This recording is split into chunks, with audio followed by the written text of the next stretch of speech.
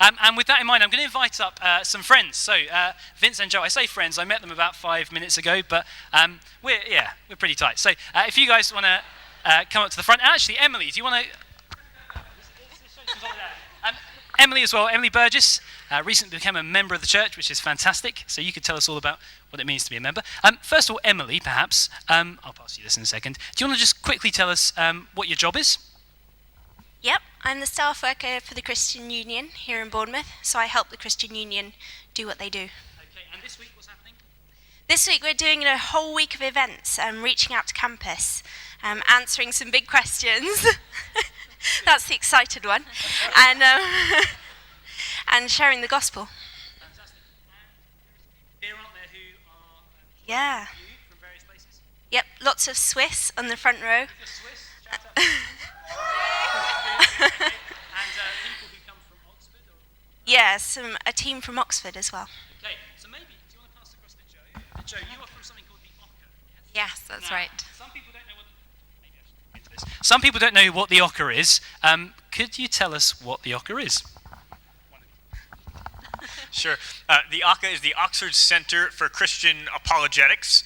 Apologetics, kind of a weird, fancy Greek word, but it really means just trying to answer people's big questions about faith and God and life. And it comes from 1 Peter 3:15, a verse in the Bible that says, "Always be prepared to give an answer to everyone that asks you for a reason for the hope that you have in Christ." So at this center, we're trying to take that verse really seriously. It's quite a challenging verse.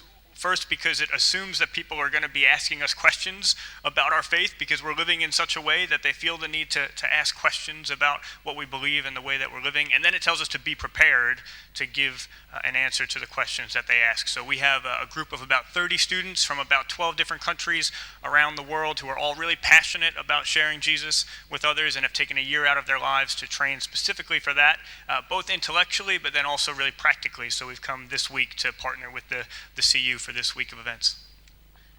Fantastic. And this isn't your first university mission, is it, Joe?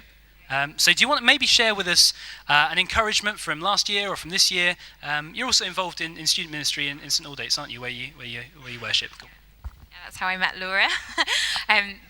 Mission is just so exciting, and it's a privilege to be involved. And one of the great things about it is that students are really asking questions about themselves, about life, about their purpose.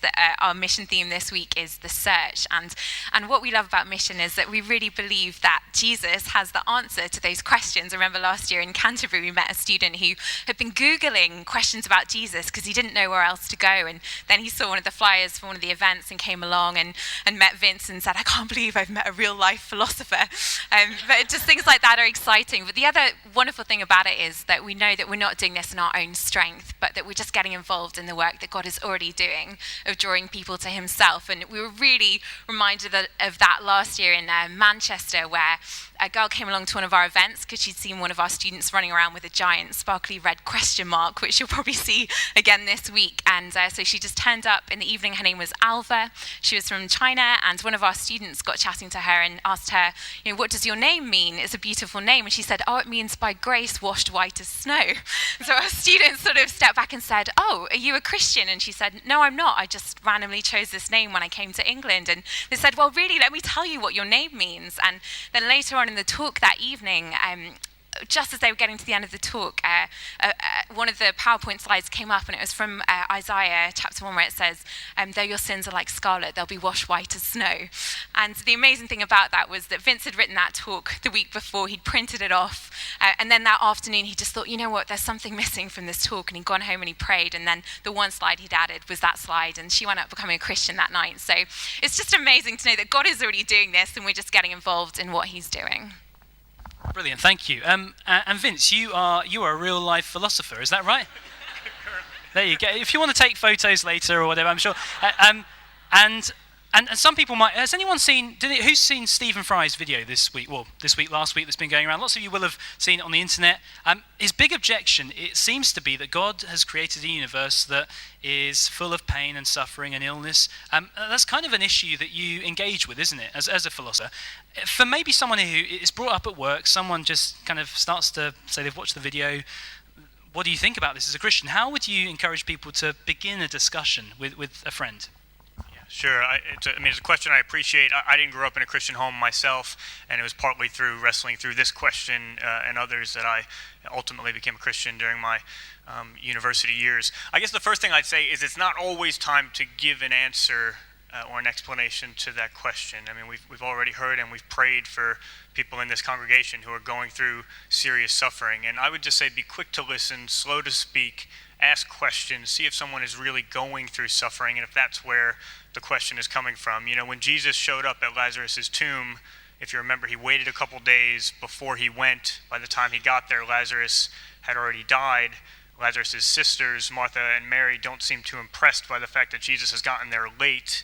And I'm sure he could have given an explanation, he could have given an answer, and instead he just wept with them. So I think that's the first thing I'd say is sometimes it's just time to weep with someone. Another thing to say, though, is that it's interesting in the question itself. You know, Stephen Fry said, look, there are things in this world that are utterly evil. And I think that's a point of agreement. If somebody says that to you, you can pick up on that and say, look, we agree that actually there are things in this world that we can objectively say those things are evil. Now, as a Christian, I think I can say that because I think there really is a moral law. I think I can say something is morally evil because there's a moral law, and I think there's a moral law because I think there's a divine moral lawgiver. If you don't believe in that, there's a real question about whether or not you can make the objection in the first place. Can you actually look at something and say that's evil if you don't have God as a standard to say that's evil with respect to? That's one thing to say. Just two more quick things. I'd encourage someone not to judge a book by one page or not to judge a film by one scene. We've all had someone walk in when it was just the worst, most violent moment of the film that we were watching and judge what we were watching just based on that. When you look at the story of the Bible, suffering is not how God created things in the first place. It's not how he desires things to be in the end either. We're living in this age of suffering, which if we accept Jesus is only the smallest sliver of our overall existence. And if that's the case and someone is willing to look at the entirety of the biblical story with you, that should give great hope. And just one more thought. If someone thinks, and this might be the assumption they have, they might think it would always be wrong for anyone like God to create someone into an environment in which they know there's the possibility of serious suffering. If that's the assumption behind the objection, they're not only going to need to say that God is evil, they're also going to need to say that any people who have children are evil. Because anyone who decides to have a child also is bringing someone into an environment where you know that there's the possibility of serious suffering. But that in itself is not enough to say that human parents are evil. No, we'd have to ask other questions. We'd have to ask questions like, are the parents willing to suffer alongside their child if necessary? We'd have to ask questions like, are the parents willing to make a personal sacrifice on behalf of the child if that's what it took to see them through suffering?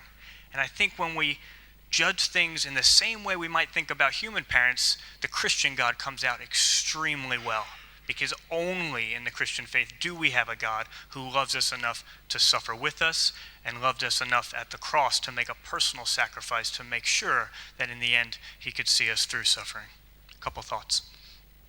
Thank you, Vince. And it's such a difficult question to even begin to answer. Just as we finish, Joe or Emily, maybe do you want to share some of the ways which we could be praying for the CU during this week? Yeah, great.